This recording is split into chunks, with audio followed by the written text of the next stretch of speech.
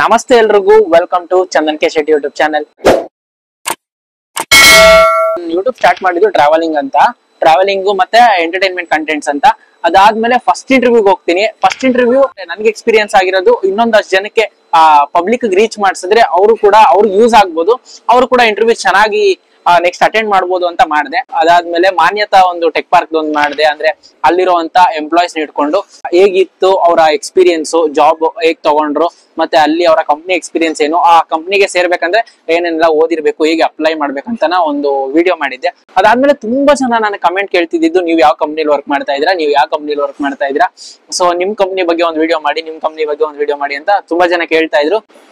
ಮತ್ತೆ ನಾನು ವರ್ಕ್ ಮಾಡ್ತಿರೋದು ಕೆಂಗೇರಿ ರೋಡ್ ಹತ್ರ ಇರುವಂತ ಸತ್ವ ಗ್ಲೋಬಲ್ ವಿಲೇಜ್ ಅಲ್ಲಿ ಇರುವಂತ ಸೆಜಿಲಿಟಿ ಅನ್ನೋ ಕಂಪ್ನಿ. ಸೊ ಇಲ್ಲಿ ಸತ್ವ ಅಲ್ಲಿ ನಾನು ಆಕ್ಚುಲಿ ತುಂಬಾ ಟ್ರೈ ಮಾಡಿದೆ. ಇಲ್ಲಿ ತುಂಬಾ ಕಂಪ್ನೀಸ್ ಇದೆ. ಎಂಪಾಸಿಸ್ ಇದೆ, ಸೊನಾಟಾ ಇದೆ, ಆಕ್ಸೆಂಚರ್ ಇದೆ, ಕ್ಯಾಬ್ ಜೆಮಿನಿ ಇದೆ, ಎನ್ಟಿಟಿ ಇದೆ, ಈ ತರ ಸುಮಾರು ಕಂಪ್ನೀಸ್ ಇದೆ. ಸುಮಾರು ಟ್ರೈ ಮಾಡಿದೆ ನಾನು ಸುಮಾರು ದಿನದಿಂದ. ಇಲ್ಲಿರೋ ಎಂಪ್ಲಾಯೀಸ್ ಕೇಳೋಣ, ಅವ್ರ ಎಕ್ಸ್ಪೀರಿಯನ್ಸ್ ಹೇಳಿ, ಇನ್ನೊಬ್ರು ಯೂಸ್ ಆಗುತ್ತೆ, ಹೇಗೆ ಅವ್ರ ಜಾಬ್ ಸಿಕ್ತು, ಕಂಪ್ನಿಗೆ ಹೇಗೆ ಸೆಲೆಕ್ಟ್ ಆದ್ರು, ಮತ್ತೆ ಇಂಟರ್ವ್ಯೂ ಪ್ರೋಸೆಸ್ ಹೇಗಿತ್ತು ಅಂತ. ಅಥವಾ ಗ್ಲೋಬಲ್ ವಿಲೇಜ್ ತುಂಬಾ ಚಿಕ್ಕ ಟೆಕ್ ಪಾರ್ಕ್ ಆಗಿರೋದ್ರಿಂದ ತುಂಬಾ ಜನ ಮಾತಾಡಕ್ಕೆ ಹಿಂದೇಟ್ ಹಾಕಿದ್ರು. ಬಟ್ ಯಾರು ಕೂಡ ಮಾತಾಡಕ್ಕೆ ಮುಂದೆ ಬರ್ತಾ ಇರ್ಲಿಲ್ಲ. ಸೊ ಕಂಪ್ನಿ ಬಗ್ಗೆ ತಿಳ್ಕೊಂಡು ನಾನೇ ಒಂದಷ್ಟು ಲಿಸ್ಟ್ ಮಾಡ್ಕೊಂಡೆ. ಇಂಟರ್ವ್ಯೂ ಹೇಗೆ ಕ್ರ್ಯಾಕ್ ಮಾಡಿದ್ರು ಅಂತೆಲ್ಲ ಕೇಳ್ಕೊಂಡಾಗ ಒಂದಷ್ಟು ಜನ ಹೇಳಿದ್ರು. ಕನ್ನಡ ಕಂಪ್ನಿ ಬಂದ್ರೆ ತುಂಬಾ ಜನ ಎಂಪ್ಲಾಯೀಸ್ ನಾನು ಮಾತಾಡಿಸ್ದೆ.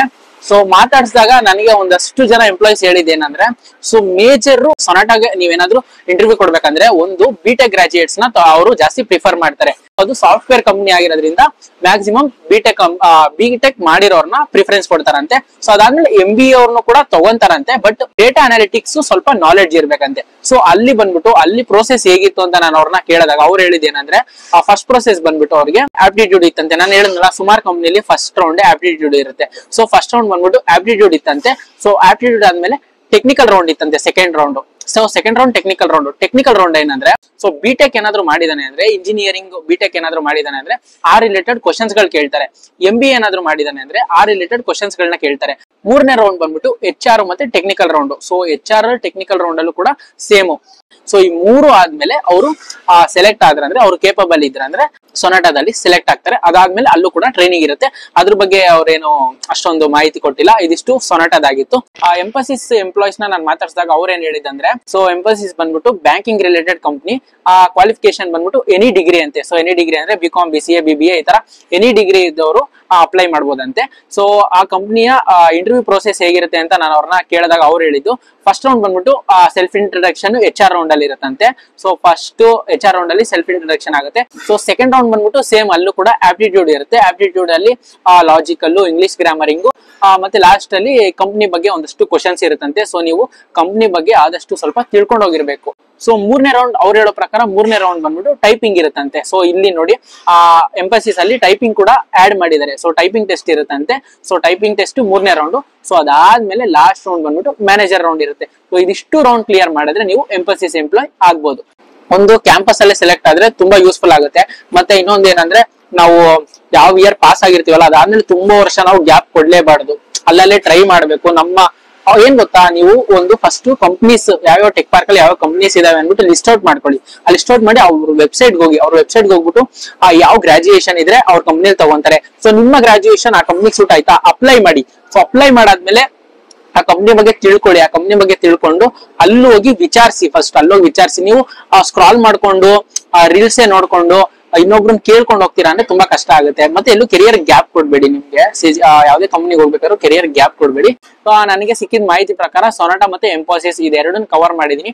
ತುಂಬಾ ಜನಕ್ಕೆ ಇದ್ದಿದ್ದು ಒಂದೇ ಕ್ವಶನ್, ನೀವು ಯಾವ ಕಂಪ್ನಿಯಲ್ಲಿ ಕೆಲಸ ಮಾಡ್ತಿದ್ದೀರಾ, ನಿಮ್ಮ ಕಂಪ್ನಿ ಎಕ್ಸ್ಪೀರಿಯನ್ಸ್ ಹೇಳಿ, ನಿಮ್ಮ ಕಂಪ್ನಿ ಬಗ್ಗೆ ಒಂದಷ್ಟು ಹೇಳಿ ಅಂತ. ನಾನು ವರ್ಕ್ ಮಾಡ್ತಿರೋ ಕಂಪ್ನಿ ಬಗ್ಗೆ ನಿಮ್ಗೆ ಇವತ್ತು ನಾನು ಮಾಹಿತಿ ಕೊಡ್ತೀನಿ. ನಾನ್ ವರ್ಕ್ ಮಾಡ್ತಿರೋ company Sagility health insurance company. So Surya tech park Bommanahalli ಕೂಡ ಇದೆ. ಸೊ ನಾನು ಬೊಮ್ಮನಹಳ್ಳಿ ಅಲ್ಲ, ಕೆಂಗೇರಿ ಹತ್ರ ಇರೋ ಸೆಜಿಲಿಟಿಲಿ ವರ್ಕ್ ಮಾಡ್ತಾ ಇದ್ದೀನಿ. ಆಕ್ಚುಲಿ ಏನಂದ್ರೆ, ಇದು ನನ್ಗೆ ANZ ಹೋಗಿದ್ನಲ್ಲ, ಅಲ್ಲಿ ಒಬ್ಬ ಹೇಳಿದ್ದು ಈ ತರ ಸೆಜಿಲಿಟಿ ಅನ್ನೋ ಕಂಪ್ನಿಲಿ ಹೈರಿಂಗ್ ಇದೆ, ಹೋಗಿ ಟ್ರೈ ಮಾಡಿ, ಫ್ರೆಶರ್ಸ್ಗೆಲ್ಲ ಒಂದು ಒಳ್ಳೆ ಕಂಪ್ನಿ ಅಂತ. ಸೊ ನಂದು ಆಗ್ತಾನೆ BCom ಆಗಿತ್ತು.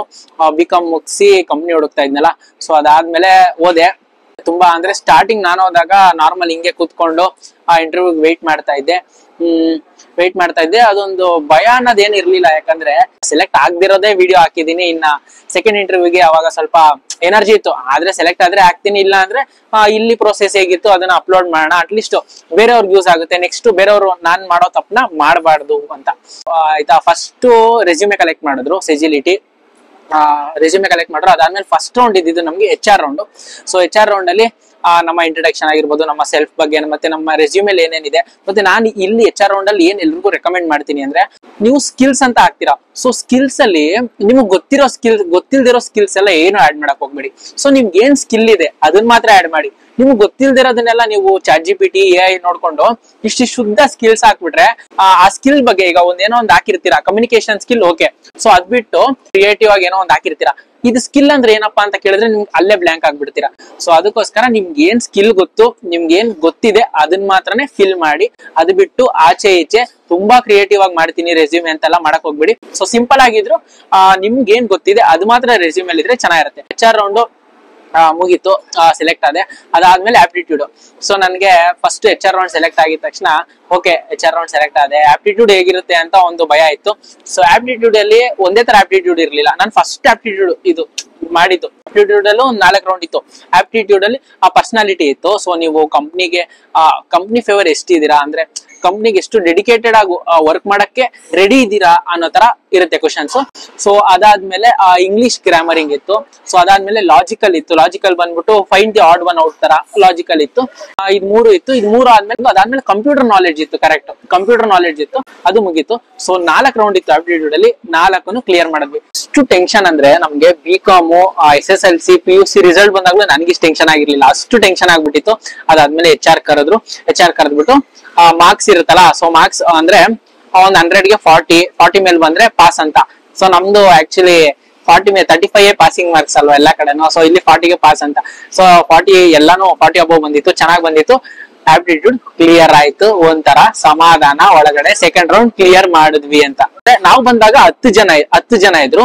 ಯಾರಿಗೆಲ್ಲ BCom ಈ ತರ ಕಾಮರ್ಸ್ ಬ್ಯಾಕ್ ಗ್ರೌಂಡ್ ಅಲ್ಲಿ ಏನು ಪಾಸ್ ಆಗಿದ್ದಾರೆ, ರಿಸಲ್ಟ್ ಬಂದಿಲ್ಲ, ಅವ್ರನ್ನೆಲ್ಲ ರಿಸಲ್ಟ್ ಬಂದಾದ್ಮೇಲೆ ಬನ್ನಿ ಅಂತ ಕಳಿಸ್ಕೊಟ್ಬಿಟ್ರು. ಸೊ ನಾವು ರಿಸಲ್ಟ್ ಬಂದಿತ್ತಲ್ಲ ಆಲ್ರೆಡಿ, ಸೊ ರಿಸಲ್ಟ್ ಬಂದಿರೋರ್ನ ಇಟ್ಕೊಂಡಿದ್ರು. ಸೊ ನಾವು ಮಾತ್ರ ಇಂಟರ್ವ್ಯೂ ಕೊಟ್ಟಿದ್ವಿ. ಸೊ ಇದಾದ್ಮೇಲೆ ಇದ್ದಿದ್ದು ಲಾಸ್ಟ್ ಮ್ಯಾನೇಜರ್ ರೌಂಡ್. ಎದೆಲಿ ಡವ ಡವ ಡವ ಡವ ಡವ ಅಂತಿತ್ತು ಮ್ಯಾನೇಜರ್ ರೌಂಡ್. ಫಸ್ಟ್ ನನ್ನ ಫ್ರೆಂಡ್ ಚಂದನ್ ಅಂತಾನೆ ಇದ್ದ, ಚಂದನರು, ಅವನು ಹೋದ. ಅರ್ಧ ಗಂಟೆ ಆಯ್ತು. ಅರ್ಧ ಗಂಟೆ ನಾವ್ ಹೆಂಗೆ ಅಂದ್ರೆ ಕ್ರೋಮ್ ಅಲ್ಲೆಲ್ಲ ರಿಸರ್ಚ್ ಮಾಡಿ ಸೆಜಿಲಿಟಿ ಬಗ್ಗೆ ಎಲ್ಲ ತಿಳ್ಕೊಂಡು ಫುಲ್ ವೆಲ್ ಪ್ರಿಪೇರ್ಡ್ ಆಗಿ ಸಕ್ಕದಾಗಿ ಪ್ರಿಪೇರ್ ಆಗ್ಬಿಟ್ಟಿದ್ವಿ.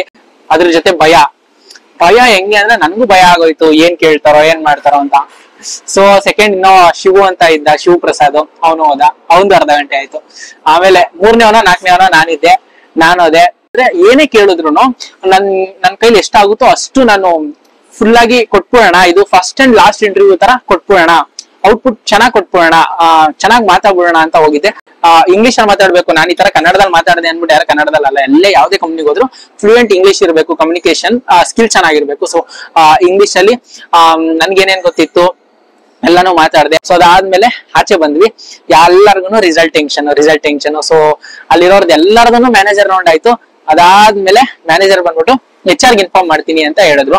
ಸೊ ಅದಾದ್ಮೇಲೆ ವೇಟ್ ಮಾಡ್ತಾ ಇದ್ವಿ. ಸೊ ನಮ್ಮ HR ಬಂದ್ಬಿಟ್ಟು ಹೇಳಿದ್ರು, ಯು ಆರ್ ಸೆಲೆಕ್ಟೆಡ್, ನೀವೆಲ್ಲ ಸೆಲೆಕ್ಟ್ ಆಗಿದ್ದೀರಾ ಅಂತ. ನಾವ್ ಇದ್ದಿದ್ದು ಅಷ್ಟೊಂದಲ್ಲಿ ಒಂದ್ ಸ್ವಲ್ಪ ಜನ ಸೆಲೆಕ್ಟ್ ಆಗಿದ್ವಿ. ಸೊ ಸೆಲೆಕ್ಟ್ ಆಗಿದ ತಕ್ಷಣ ಅದಾದ್ಮೇಲೆ ನೆಕ್ಸ್ಟ್ ಡೇ ಇಂದ ಡಾಕ್ಯುಮೆಂಟ್ ವೆರಿಫಿಕೇಶನ್ ಆಗಿರ್ಬೋದು, ಇದೆಲ್ಲ ಪ್ರೊಸೆಸ್ ಸ್ಟಾರ್ಟ್ ಆಯ್ತು. 1 ವೀಕ್ ಆಯ್ತು. ಅದಾದ್ಮೇಲೆ ಫಸ್ಟ್ ಡೇ ಬಂದ್ವಿ ನೋಡಿ ಸೆಜಿಲಿಟಿಗೆ. ಒಂಥರ ಖುಷಿ. ಆಗ ನಮ್ಗೆ ID ಕಾರ್ಡ್ ಕೊಟ್ಟಿಲ್ಲ, yellow colour ID card, temporary ID card ಕೊಟ್ಟಿದ್ರು. ಫಸ್ಟ್ ನಮ್ಗೆ 1 ಮಂತ್ ಟ್ರೈನಿಂಗ್ ಪ್ರೊಸೆಸ್ ಇತ್ತು, ಟ್ರೈನಿಂಗ್ ಪೀರಿಯಡ್ ಇತ್ತು. ಸೊ ಸೆಜಿಲಿಟಿಲಿ ನನ್ಗೆ ಇಷ್ಟ ಆಗಿದಂತ ಇನ್ನೊಂದೇನಂದ್ರೆ ಟ್ರೈನಿಂಗ್. ಸೊ 1 ಮಂತ್ ನಮ್ಗೆ ಈ ಕಂಪ್ನಿ, ಯಾವ ಕಂಪ್ನಿಲಿ ಕೊಡ್ತಾರೆ 1 ಮಂತ್ ಟ್ರೈನಿಂಗ್ ಅಲ್ಲಿ ಹೇಳಿ? ಈ ಕಂಪ್ನಿಲಿ 1 ಮಂತ್ ತುಂಬಾ ಸಖತ್ತಾಗಿ, ಹೆಂಗಂದ್ರೆ ಒಂಥರ ಸ್ಕೂಲ್ ಕಾಲೇಜಸ್ ಅಲ್ಲಿ ಕೊಡ್ತಾರಲ್ಲ, ಸೊ ಆ ತರ ತುಂಬಾ ಫ್ರೆಂಡ್ಲಿ ಆಗಿ ಒಂದು ಒಳ್ಳೆ ಟ್ರೈನಿಂಗ್ ಕೊಟ್ರು. ನಮ್ಮ ಒಂದು ಬ್ಯಾಚ್ 22 ಮೆಂಬರ್ಸ್, ನಾವೆಲ್ಲ ಅಪ್ರೆಂಟಿಸ್ ಟ್ರೈನಿಂಗ್ ಅಲ್ಲಿ ಇದ್ವಿ. ಸಖತ್ತಾಗಿತ್ತು 1 ಮಂತ್. ಅದನ್ನ ಹೇಳಕ್ಕೆ ಆಗಲ್ಲ, ಅಲ್ಲಿ ಎಕ್ಸ್ಪೀರಿಯನ್ಸ್ ಮಾಡಿದವ್ರಿಗೆ ಗೊತ್ತು ಅದು ಸೆಜಿಲಿಟಿ ಟ್ರೈನಿಂಗ್. ಇದಿಷ್ಟು ನನ್ನ ಕಂಪ್ನಿ. ಹಾಗೆ ಸತ್ವಾದು ಒಂದಷ್ಟು ಕಂಪ್ನಿಗಳ ಬಗ್ಗೆ ಇನ್ಫಾರ್ಮೇಶನ್ ಸ್ವಲ್ಪ ಕವರ್ ಮಾಡಿ ನಿಮ್ಗೆ ಹೇಳಕ್ಕೆ ಟ್ರೈ ಮಾಡಿದೀನಿ. ಏನಾದ್ರು ಡೌಟ್ಸ್ ಇತ್ತಂದ್ರೆ ನೀವು ನನಗೆ ಕಾಮೆಂಟ್ ಮಾಡಿ, ನಾನು ಸಾಧ್ಯವಾದ್ರೆ ನಿಮ್ಗೆ ಖಂಡಿತವಾಗ್ಲೂ ರಿಪ್ಲೈ ಕೊಡಕ್ ಟ್ರೈ ಮಾಡ್ತೀನಿ. ಸೊ ಇದೇ ತರ ಆದಷ್ಟು ಜಾಬ್ ರಿಲೇಟೆಡ್ ಏನಾದ್ರು ಇತ್ತಂದ್ರೆ ನಿಮ್ಗೆ ಅಪ್ಡೇಟ್ಸ್ ಕೊಡಕ್ಕೆ ನಾನು ಟ್ರೈ ಮಾಡ್ತೀನಿ. ಯಾರೆಲ್ಲ ನನ್ನ ಚಾನಲ್ ನ ಸಬ್ಸ್ಕ್ರೈಬ್ ಮಾಡಿಲ್ಲ ಸಬ್ಸ್ಕ್ರೈಬ್ ಮಾಡ್ಕೊಳ್ಳಿ ಅಂತ ಹೇಳ್ತಾ ಇಲ್ಲಿಗೆ ವಿಡಿಯೋ ಮುಗಿಸ್ತಾ ಇದ್ದೀನಿ. ಮುಂದಿನ ವಿಡಿಯೋ ಜೊತೆ ಸಿಗೋಣ. ಎಲ್ರಿಗೂ ಅಲ್ಲಿಗಂಟ ಟೇಕ್ ಕೇರ್, ಟಾಟಾ, ಬಾಯ್ ಬಾಯ್.